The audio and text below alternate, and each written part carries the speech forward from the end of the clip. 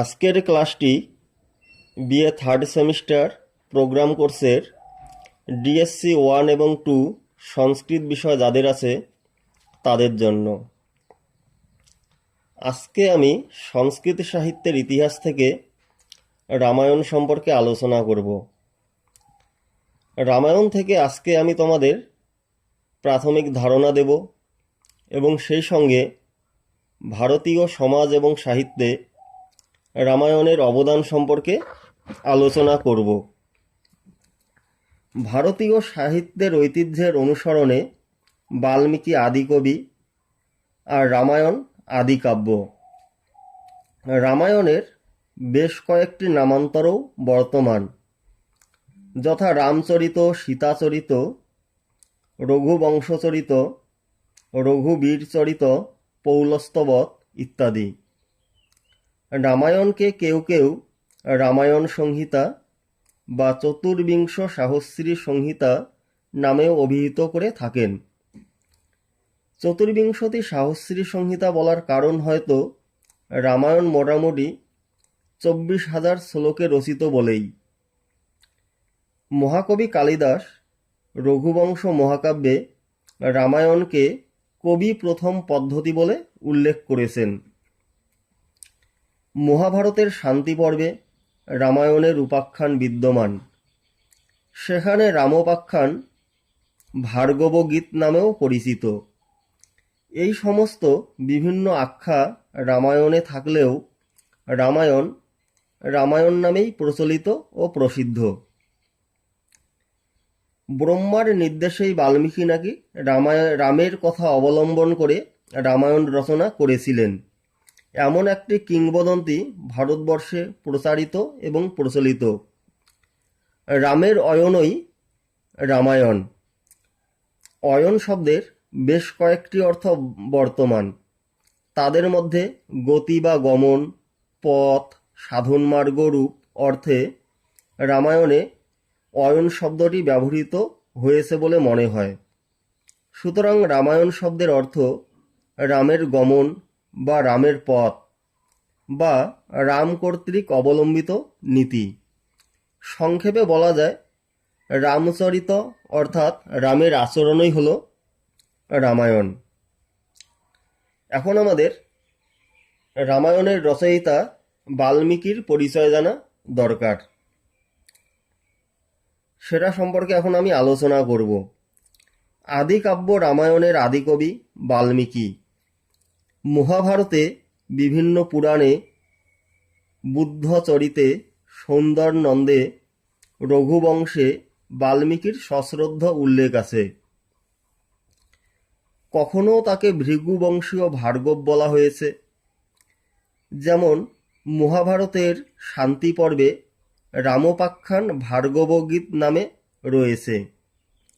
কখনো বাল্মীকি প্রচেতা নামেও উল্লিখিত। কেউ কেউ অনুমান করেন বাল্মীকি হয়তো কোনো বংশের গোত্র নাম। বাল্মীকি চ্যবন ঋষির পুত্র বা শিষ্য ছিলেন। কৃত্তিবাসী রামায়ণে উক্ত হয়েছে, দস্যু রত্নাকর পাপ মোচনের জন্য রাম নাম জপ করতে করতে বল্মীকে অর্থাৎ উই পোকার ঢিবিতে দেহ আচ্ছন্ন হওয়ার ফলে বাল্মীকি নামে পরিচিত হয়েছিলেন। এ আখ্যানটি রামায়ণে পরবর্তীকালে সংযোজিত হয়েছে বলে কোনো কোনো পণ্ডিত অনুমান করেন। একদিন মহর্ষি বাল্মীকি তার অসংখ্য শিষ্যসহ তমসা নদীর তীরবর্তী স্থানে ভ্রমণ করছিলেন। এমন সময় তার চোখে পড়ল একটি মর্মান্তিক দৃশ্য। নর ও নারী দুই ক্রৌঞ্চ মিথুন যখন তাদের দেহ মিলনের সুখে আচ্ছন্ন ছিল, সেই সময় পুরুষ ক্রৌঞ্চটিকে এক ব্যাত তীরবিদ্ধ করল। তখন নারী ক্রৌঞ্চটি তার স্বরে করুণ বিলাপ করতে লাগল। সেই হৃদয়বিদারী সুর গভীরভাবে বাল্মীকির অন্তর স্পর্শ করে এবং তার মুখে প্রথম ছন্দবদ্ধ শ্লোক উৎসারিত হয়ে ওঠে। এই শ্লোকটি হল, মা নিষাদ প্রতিষ্ঠাং তমগম শাশ্বতী সমা যৎ ক্রৌঞ্চ মিথুনা দেকম অবধি কামমোহিতম। এই ঘটনার পর দেবর্ষি নারদের কাছে বাল্মীকি রামায়ণ রচনা করবার নির্দেশ লাভ করেছিলেন। এখন আমাদের জানা দরকার যে রামায়ণ মহাকাব্যে কয়টি কাণ্ড আছে ও কি কি। রামায়ণে মোট 7টি কাণ্ড আছে। এগুলি হলো আদিকাণ্ড বা বালকাণ্ড, অযোধ্যাকাণ্ড, অরণ্যকাণ্ড, কিষ্কিন্ধাকাণ্ড, সুন্দরকাণ্ড, যুদ্ধকাণ্ড বা লঙ্কাকাণ্ড এবং উত্তরকাণ্ড। এই 7টি কাণ্ড রামায়ণে আছে। এখন আমি রামায়ণের এই 7টি কাণ্ডের বিষয়বস্তু খুব সংক্ষেপে আলোচনা করব। প্রথমে আলোচনা করি আদিকাণ্ড বা বালকাণ্ড। এখানে রামায়ণের সূচনা থেকে শুরু করে রাম লক্ষ্মণের বিবাহ এবং পুত্র ও পুত্রবধূদের নিয়ে দশরথের মিথিলা থেকে অযোধ্যায় প্রত্যাবর্তন পর্যন্ত কাহিনী বর্ণিত হয়েছে। এবার আলোচনায় আসি অযোধ্যাকাণ্ড। এখানে কৈকেয়ীর বর প্রার্থনা থেকে শুরু করে রামচন্দ্রের 14 বছরের জন্য বনবাস এবং ভরতের রাজ্য পরিচালনা বর্ণিত হয়েছে। এবার অরণ্যকাণ্ড। এখানে রাবণ কর্তৃক সীতাহরণ হলো এই কাণ্ডের মূল বিষয়বস্তু। এবার আলোচনায় আসি কিষ্কিন্ধাকাণ্ড সম্পর্কে। এখানে বর্ণিত হয়েছে বর্ষাকালের বর্ণনা থেকে শুরু করে সীতা অন্বেষণে হনুমানের যাত্রা। এবার সুন্দরকাণ্ড। এর আলোচ্য বিষয় হলো অশোকবনে হনুমান কর্তৃক সীতাদেবী দর্শন। এবার আলোচনায় আসি যুদ্ধকাণ্ড বা লঙ্কাকাণ্ড সম্পর্কে। এখানে বর্ণিত হয়েছে রাম রাবণের যুদ্ধ, সীতার অগ্নি পরীক্ষা পর্যন্ত বিভিন্ন ঘটনাবলী। এবার উত্তরকাণ্ড। এর আলোচ্য বিষয় হলো বাল্মীকির আশ্রমে সীতাদেবীর নির্বাসন, লবকুশের জন্ম ইত্যাদি বিবিধ ঘটনা এখানে বর্ণিত হয়েছে।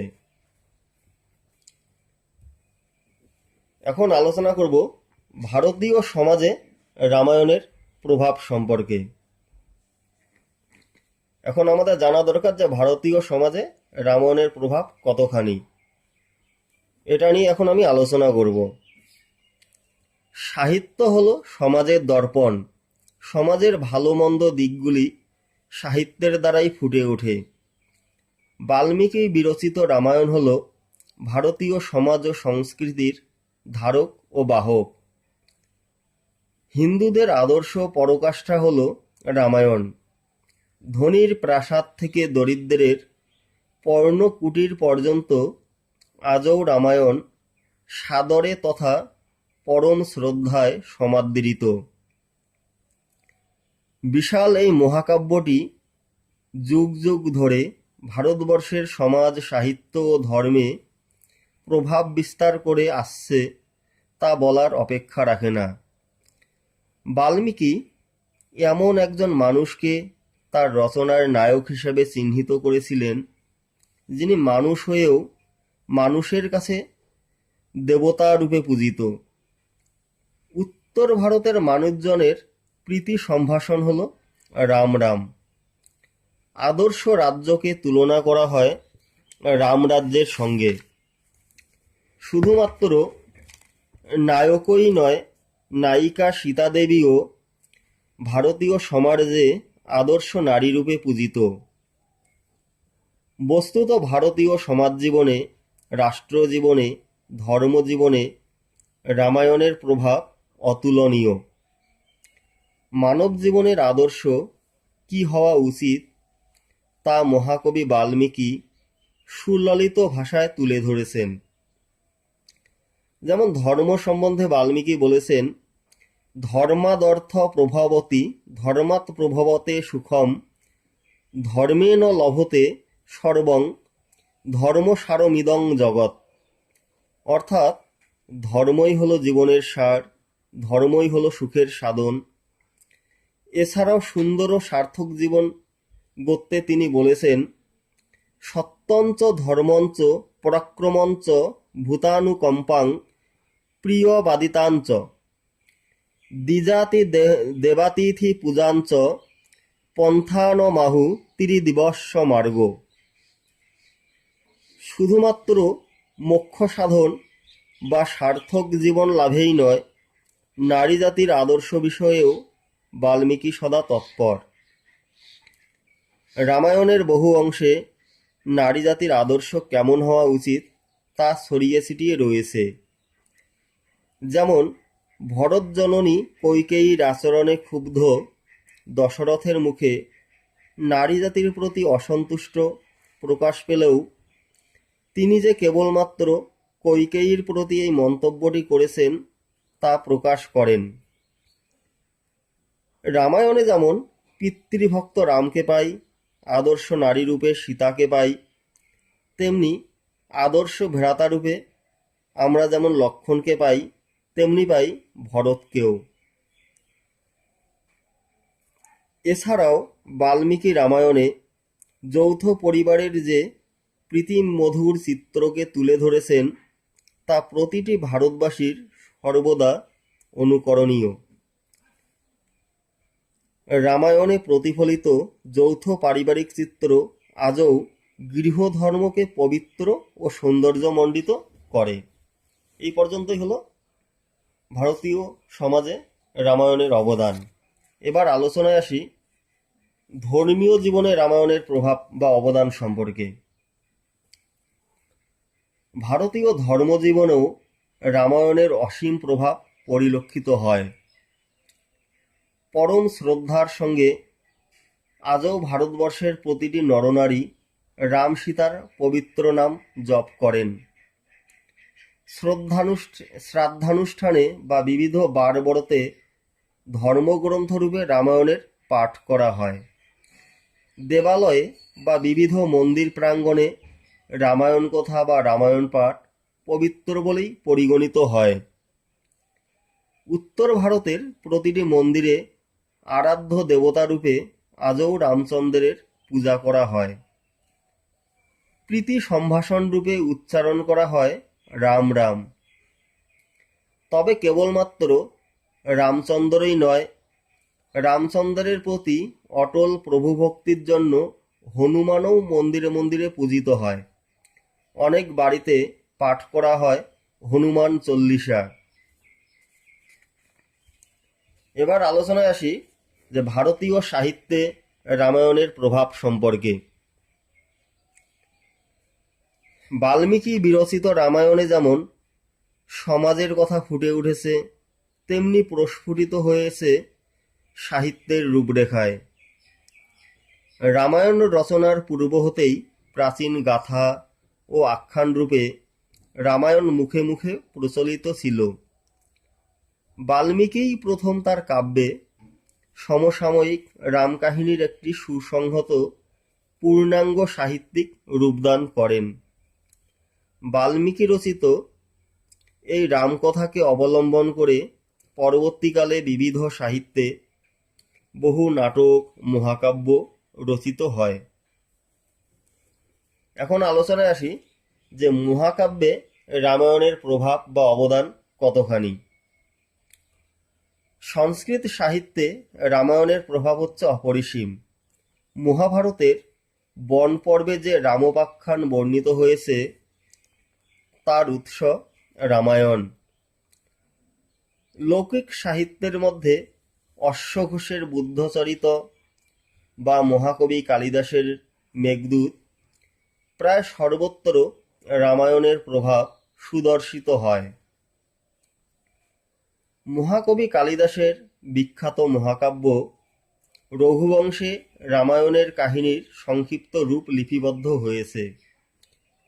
ভর্তৃহরির ভট্টিকাব্য কিংবা কুমারদাসের জানকী হরণেও রামায়ণের প্রভাব সুস্পষ্ট। এছাড়াও প্রবর সেনের সেতুবন্ধও রামায়ণের প্রভাবে প্রভাবিত। এবার আলোচনায় আসি সংস্কৃত নাটকে রামায়ণের অবদান কতখানি সে সম্পর্কে। কেবলমাত্র সংস্কৃত মহাকাব্যই নয়, সংস্কৃত নাটকসমূহেও রামায়ণের প্রভাব পরিলক্ষিত হয়। বিখ্যাত নাট্যকার ভাস বিরচিত প্রতিমা নাটক ও অভিষেক নাটক রামায়ণের কাহিনী অবলম্বনেই রচিত। ভবভূতির মহাবীর চরিত ও উত্তর রামচরিত এই নাটক দুটি রামচন্দ্রের প্রথম ও উত্তর জীবনের কাহিনী অবলম্বনে রচিত। এছাড়াও রাজশেখরের বালরামায়ণ, সন্ধ্যাকর নন্দীর রামচরিতম, জয়দেবের প্রসন্ন রাঘবম ইত্যাদি নাটকগুলিও রামকাহিনীর ভাবনায় ভাবিত। এবার আলোচনায় আসি যে চম্পু কাব্যে রামায়ণের প্রভাব কতখানি সে সম্পর্কে। চম্পু কাব্যেও রামায়ণের সুপ্রভাব দেখা যায়। ভোজের রামায়ণ চম্পুর বিষয়বস্তু রামায়ণ অবলম্বনে রচিত। তবে রামায়ণের প্রভাব শুধুমাত্র সংস্কৃত সাহিত্যের উপরই নয়, অন্যান্য যেমন বৌদ্ধ ও জৈন সাহিত্যের উপরেও এর প্রভাব সুবিস্তৃত। এবার আলোচনায় আসি যে জৈন সাহিত্যে রামায়ণের অবদান বা প্রভাব কতখানি সে সম্পর্কে। জৈন সাহিত্যে রামায়ণের প্রভাব দুটি ধারাতে দেখা যায়। প্রথমটি হল রামায়ণ বর্ণিত কাহিনী অনুসারে এবং দ্বিতীয়টি হল অধ্যাত্ম রামায়ণ বর্ণিত কাহিনী অনুসারে। বিমল সুরীর পৌমচরিত মূল রামায়ণ অনুসারে এবং গুণভদ্রের উত্তর পুরাণ অধ্যাত্ম রামায়ণ অনুসারে রচিত।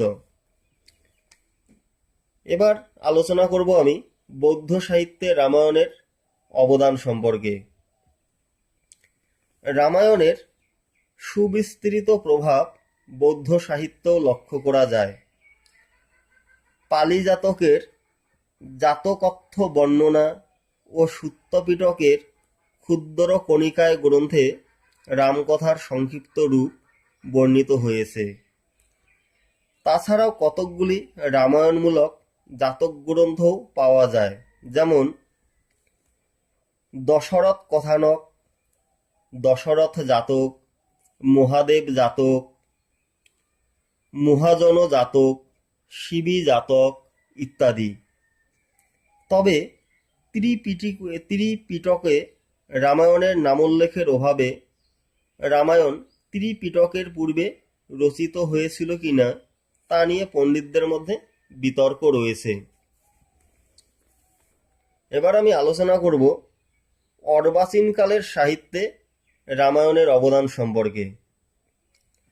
রামায়ণকে কেন্দ্র করে পরবর্তীকালে অনেকগুলি রামায়ণ রচিত হয়েছিল, যেমন অদ্ভুত রামায়ণ, যোগবাশিষ্ঠ রামায়ণ, অধ্যাত্ম রামায়ণ, তত্ত্বসংগ্রহ রামায়ণ, মন্ত্র রামায়ণ ইত্যাদি।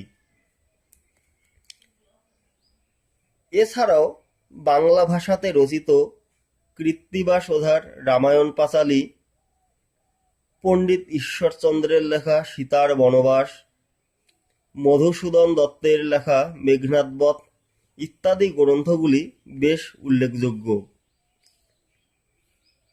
কবিগুরু রবীন্দ্রনাথ ঠাকুরও রামায়ণের সুমধুর সঙ্গীতে মুগ্ধ হয়ে বলেছিলেন, আজিও সে গীত মহা সঙ্গীতে বাজে মানবের কানে। অতএব দেখা যাচ্ছে যে প্রতিটি ভারতবাসীর কাছে রামায়ণ সর্বদা বরণীয় ও পূজনীয়। বলা হয়ে থাকে, যতদিন পাহাড় পর্বত থাকবে, যতদিন সমুদ্র থাকবে, ততদিন রামায়ণ কথা লোকের মুখে প্রচারিত হবে। যাবৎ স্থাস্যন্তি গিরয় সরিতস্য মহিতলে তাবৎ রামায়ণী কথা লোকেষু প্রচরিষ্যতি। ডিয়ার স্টুডেন্টস, আজকের আলোচনা এই পর্যন্তই।